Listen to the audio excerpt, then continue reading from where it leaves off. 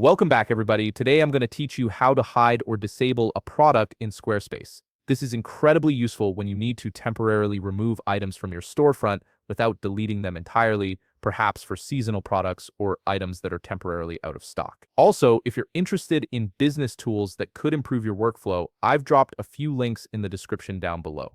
Let's get started. First, open your browser and navigate to squarespace.com. Once you're there, log into your account using your credentials. This will take you directly to your Squarespace dashboard where you can manage all your websites and their content. Once you're on the dashboard, you'll see all the websites associated with your account. Simply click on the website where you want to hide or disable a product. This will open up the main editing interface for that specific site. Now look over to the left side menu, you'll see several options listed there. Click on Website, and directly under it, you'll find an option labeled Pages. Go ahead and click on Pages. This section displays all the pages that make up your website's structure. The Pages panel will now show you a comprehensive list of all your site's pages.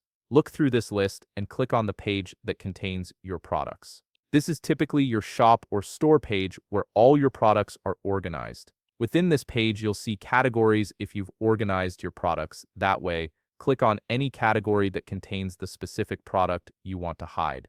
This will display all the products within that category, making it easier to locate the one you're looking for. Once you've found the product, select it.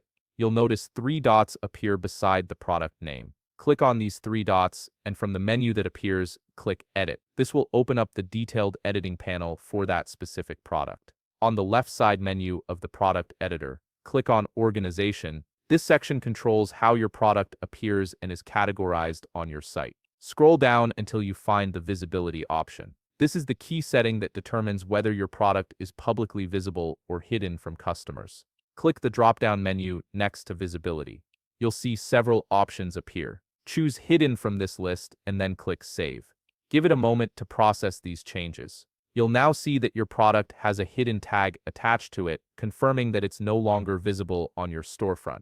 Now, if you want to make the product visible again, the process is just as simple. Click the 3 dots beside the hidden product again and click Edit. Then click Organization on the left side menu. Find the Visibility drop-down menu and this time click Public. Finally, click Save and your product will be restored to full visibility on your website. If you found this video helpful, please leave a like, subscribe, and see you in the next video.